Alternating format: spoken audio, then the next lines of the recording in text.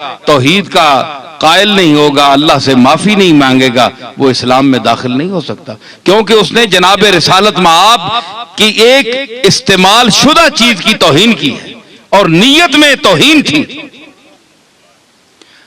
तो हजरत पीर मेर अली शाह रहमतुल्लाह अलैह, ये कभी आपने ऐसा नहीं किया कि जो भी हो, चाहे वहाबी हो चाहे कोई भी हो, एक शख्स जो गुस्ताखी रसूल कर रहा है तो आप उसको मुसलमान समझेंगे, ये बात भी नहीं है। लेकिन ये छोटे मोटे मसलों पर जो मोहरें उठी हुई हैं जनाब, ये भी किसी ने किया, कोई 11वीं को नहीं मानता जी वो भी काफिर है, कोई फलानी चीज को नहीं मानता वो भी काफिर है, जो अजान के पहले अस्सलातु वस्सलाम या रसूलुल्लाह नहीं पढ़ते या इसको मना करते हैं वो भी काफिर है। ये कोई बात नहीं है, ये कोई ऐसी बातें नहीं है कि आप इनको कतियात में समझें और इस वजह से इतना इख्तिलाफ डालें कि एक तरफ कलाशनकोपें आपने उठाई हुई हैं, लड़ाइयां हो रही हैं, कत्लो गारत हो रहा है, तो ये क्या फसाद है?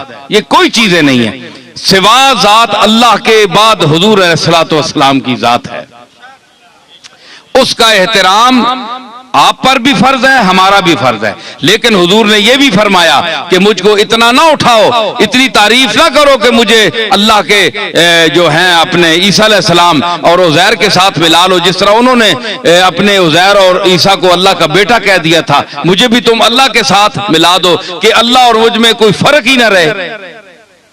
यह भी मना है, यह सरकार ने मना फरमाया है, हुजूर का हुक्म है।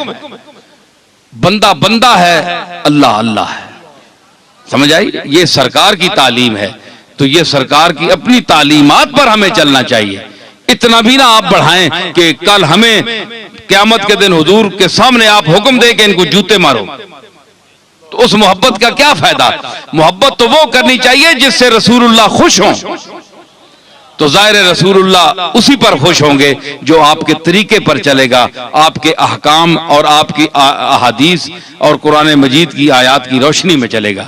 तो हमारा मकसद ये है, मुख्तसर मैं अब खत्म करने वाला हूं, कि इस शम्सुल मसाजिद में इलाके में जो ऐसे लोग जो मुख्तलिफ बोलियां बोल रहे हैं और इस दौर में बड़े अकीदे नए नए आ रहे हैं, कल वो लोग, ये कोरक के लोग बैठे हैं मेरे सामने, इलाके के लोग बैठे हैं बादिये के, तो इनमें वो लोग भी हैं जिनकी माएं बहनें बुजुर्ग जो हैं एक सलफ सालेहीन के तरीके पर आ रहे थे, लेकिन आज उनकी औलादें उनके साथ मिलकर, चंद लोगों के साथ मिलकर, तो उनके अकीदे बदल गए हैं। वो जनाब घर में आकर माँ को भी डांटते हैं कि ये अम्मा क्या करती हो, ये तो गलत है, ये अंगूठे क्यों चूमती हो, ये क्या करती है, ये गलत है।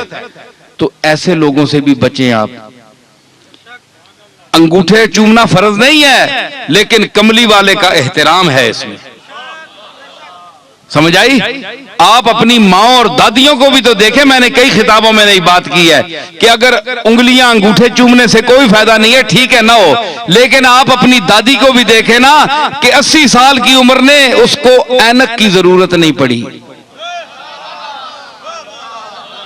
तो क्या है, आपकी नानी अम्मा अंगूठे चूमती थी, सरकार का नाम आता था तो सदके जाती थी, अल्लाह ने रसूलुल्लाह के नाम चूमने के सदके उसकी उम्र को, उसकी नजर को मरते दम तक सलामत रखा। ये अकीदे भी खत्म ना करो, ये नई पोच को ये जो नए लोग आकर तालीम दे रहे हैं कि ऐसा ना करो, ऐसा ना हो, कहीं ऐसा ना हो जाए, कहीं ऐसा ना हो जाए, इनसे भी बचो।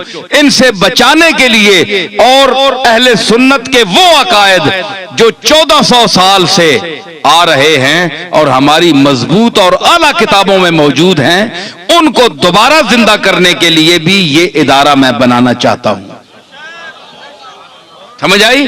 ये मस्जिद भी होगी, नमाज भी होगी, उसके बाद यहां वो उलमा बोलेंगे जो हजरत पीर मेर अली शाह, हजरत शेख अब्दुल कादिर जिलानी, हजरत अली हजवेरी और इनका जो तरीका है, इन्होंने जो अल्लाह और रसूल के अहकाम को समझा है, इसकी रोशनी में हम सूफिया की रोशनी में, अकाबिर उलमा, उलमाए खैर की रोशनी में, उलमाए खैर की इरशादात की रोशनी में हम इस कदम को आगे बढ़ाएंगे और इस पूरे इलाके के अकायद वो कर देंगे, वो करना चाहते हैं जो हमारे असलाफ के तरीके पर गामजन थे, जो लोग उनके अकीदे पर।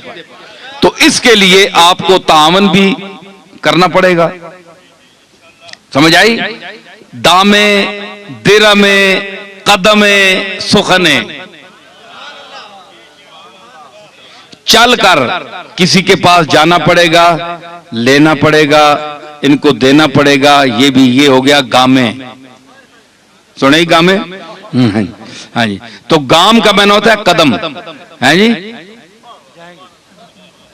हाँ, तो गामे ये हो गया, गामे चलकर किसी के पास जाना। सुखने, एक फोन कर दें, भाई आपने 10 लाख रुपया देना है तो वो आप शमसुल मसाजिद में दें। आप अगर कोई ज़कात है, कोई सदकात है, कुर्बानी है, उसकी खाले हैं, तो ये आप मस्जिद में सर्फ करें, खिदमत